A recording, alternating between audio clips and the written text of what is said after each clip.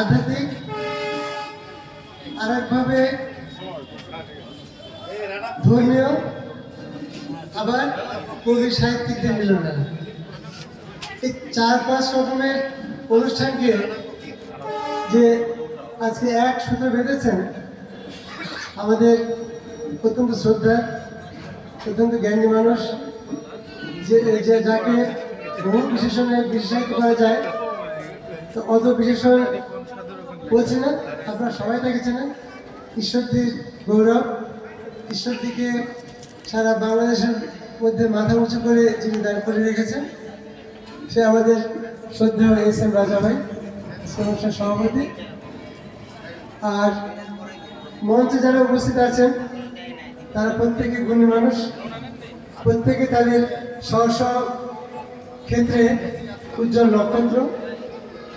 তারা অনেকে মূল্যবান বক্তব্য রাখলেন, আমি নিজে ঋদ্ধ হলাম এবং আমার দিন দিন জ্ঞানের ভাণ্ডার এভাবেই যেন উন্নতি লাভ করে সেই আশা করছি।